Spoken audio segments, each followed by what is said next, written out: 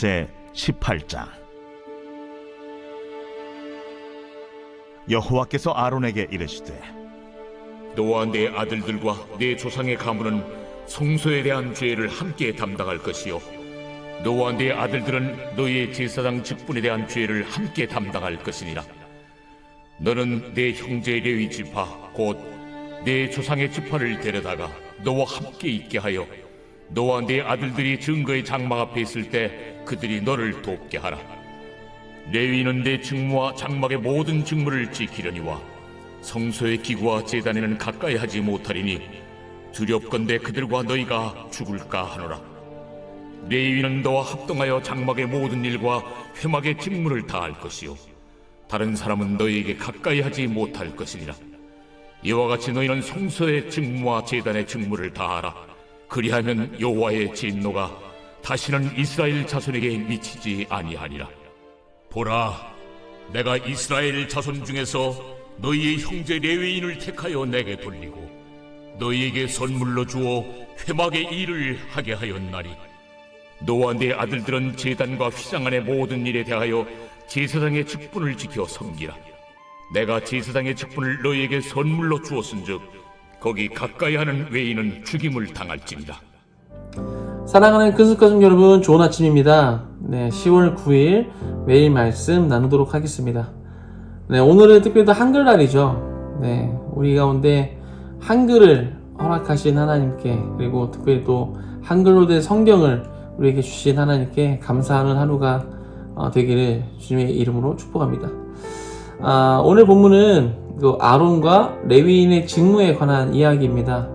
하나님께서는 다시 한번 아론과 레위인의 직무에 대해서 말씀하십니다. 다시 한번 말씀하셨다는 것은 앞에서 이미 말씀하셨다는 것이겠죠. 하나님께서 아론과 레위인의 직무에 대해서 언제 말씀하셨습니까? 3장에서 말씀하셨습니다. 진칠 때와 행진할 때 각 지파의 위치를 이렇게 정해 주신 다음에 아론과 레위인의 직무에 대해서 말씀하셨습니다.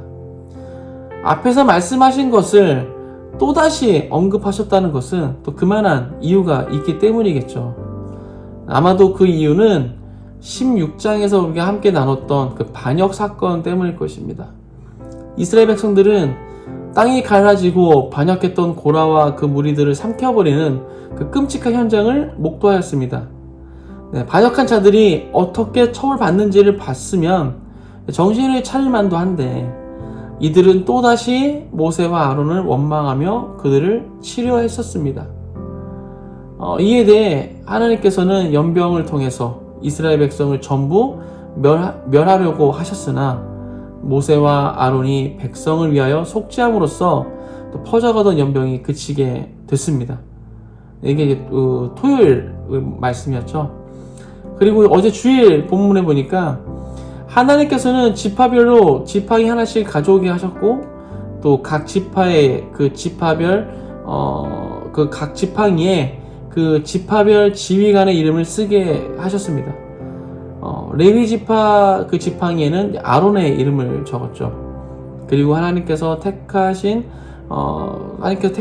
그 자의 지팡이에는 싹이 날 것이다 라고 말씀하시면서 이제 모아온 지팡이 12개를 증거궤 앞에 두라고 하셨습니다.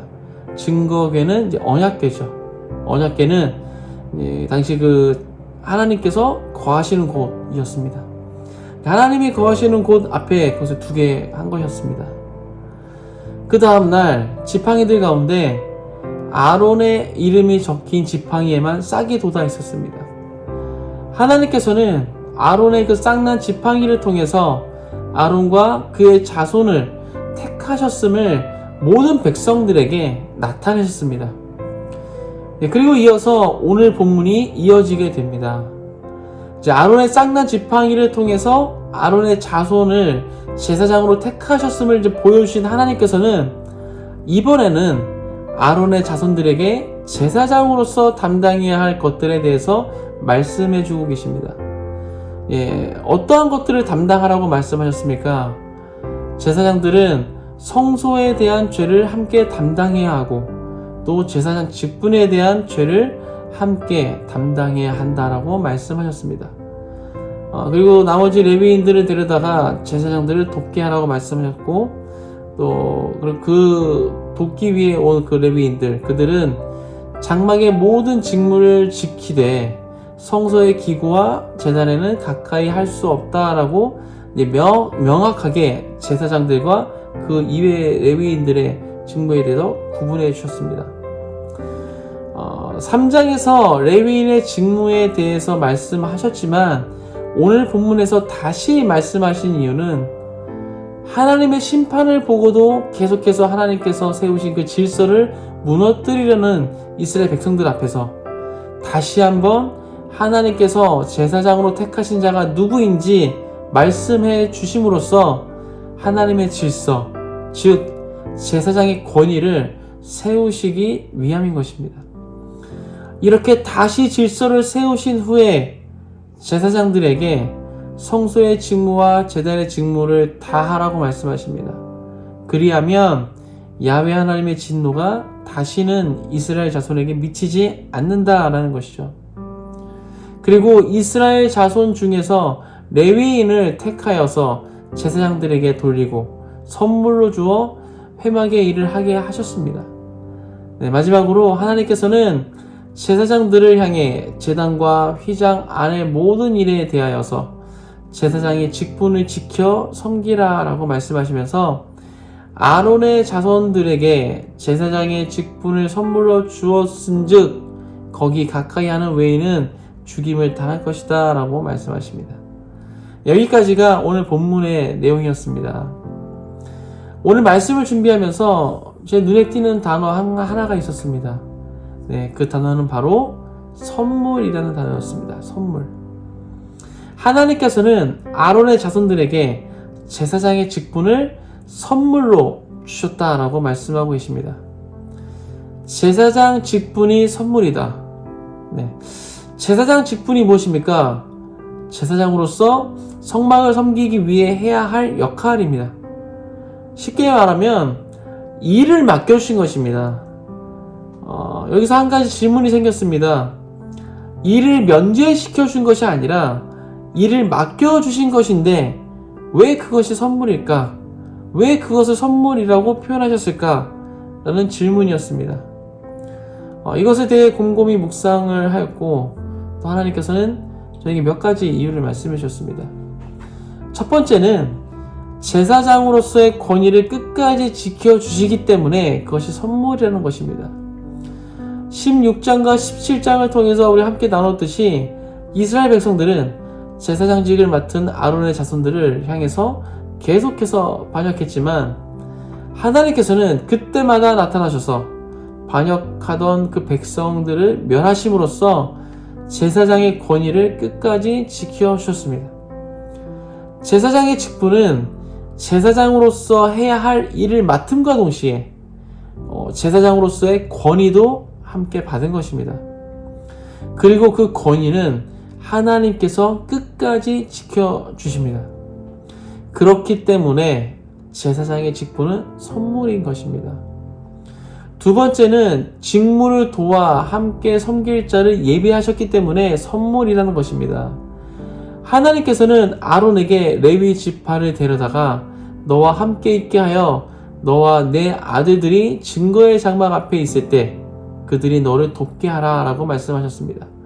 즉 제사장으로서 성막을 섬길 때 레위 지파로 하여금 제사장들을 돕게 하라 라는 것입니다. 아론의 자손들에게 제사장직이라는 무거운 짐을 지우신 것이 아니라 그 직분을 감당할 수 있는 환경까지도 마련해 주신 것입니다. 그렇기 때문에 제사장의 직분은 선물인 것입니다. 마지막 세 번째는 하나님께서 일하셨지만 상급은 그 제사장들이 받기에 선물이라는 것입니다. 아론의 자손들이 제사장으로서 어떠한 그 결과물을 창출해내야 하거나 아니면 뭔가를 해내야 하는 것이 아닙니다.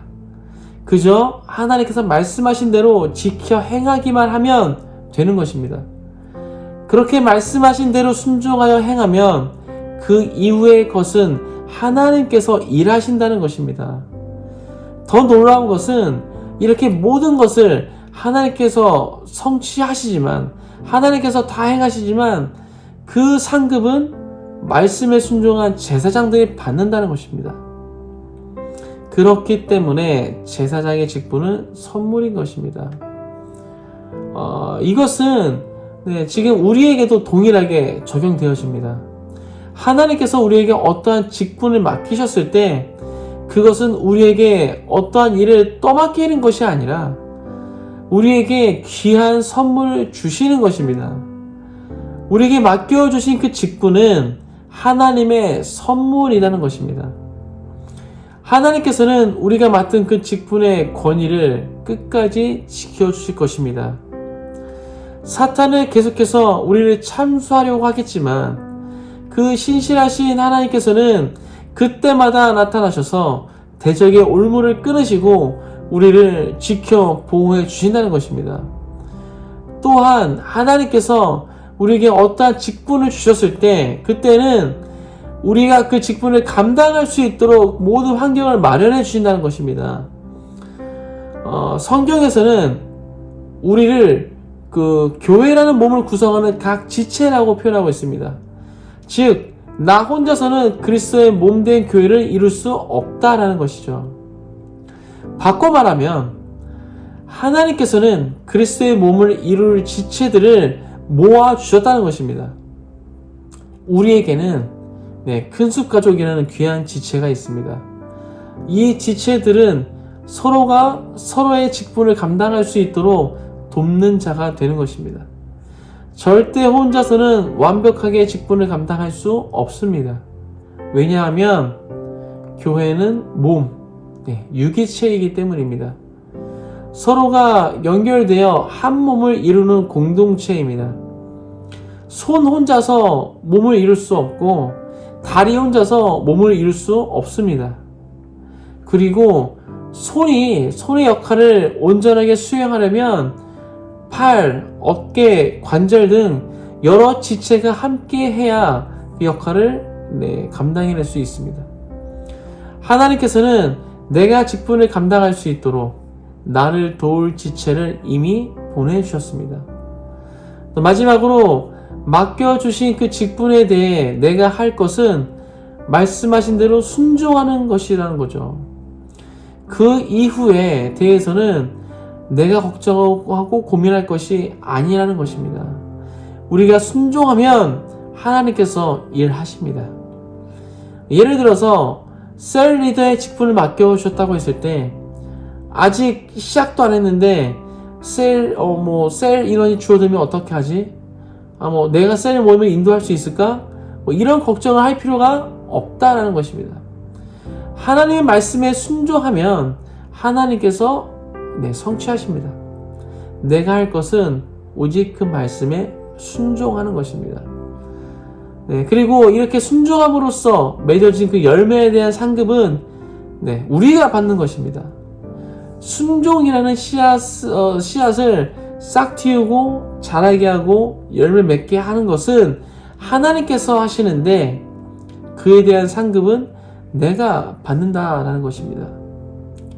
직분은 하나님의 선물입니다. 사랑하는 그리스도 여러분, 하나님께서 여러분에게 어떠한 직분을 맡겨주셨습니까?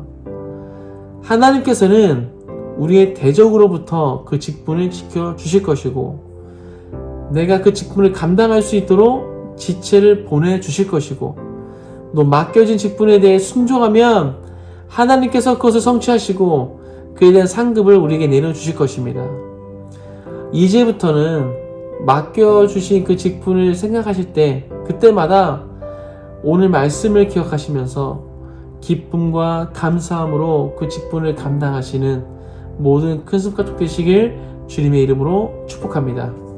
함께 기도하겠습니다. 하나님, 오늘 말씀을 통해서 또 그 레위 자손들, 특별히 또 아론과 그 자손들에게 주님께서 맡겨주신 직분에 대해서 함께 나눴습니다. 주님, 우리가 그 직분을 감당해 나갈 때 우리 가운데 많은 두려움들이 있을 수 있습니다. 주님, 하지만 그 직분 자체는 그것은 우리에게 주신 하나님의 선물이 좀 있습니다. 하나님께서 우리에게 어떠한 그 짐을 맡겨주신 것이 아니라, 우리 어깨를 무겁게 하시는 것이 아니라 우리에게 귀한 선물을 주신 것입니다. 그래서 그 직분을 하나님께서는 끝까지 지켜주실 것이고, 그것을 감당해 나갈 수 있는 돕는 자들을 주께서 이미 예비해 주셨고, 또한 그 직분을 통하여서 우리가 순종해 나아갈 때 그 모든 것을 하나님께서 이루시고, 또 그에 대한 상급은 우리에게 주께서 주시는 것입니다. 하나님, 그 귀한 선물을 우리가 받아 누릴 수 있도록 축복하여 주옵소서. 우리에게 하나님께서 어떠한 직분을 맡겨주셨을 때 우리가 그냥 실에 그것에 대해서 겁먹고 두려워하고 주저하는 것이 아니라, 하나님께서 행하실 것들을 우리가 기대함으로 그것을 믿음으로 받고 성취하여 그것을 나아갈 수 있도록, 순종하여 나아갈 수 있도록 우리 가운데 함께하여 주옵소서. 우리 가운데 그런 믿음을 주주 믿습니다. 그렇게 믿음의 발걸음을 나아갈 수 있도록 우리 가운데 역사하여 주옵소서. 감사합니다. 이 모든 말씀 예수 그리스도의 이름으로 기도하였습니다. 아멘.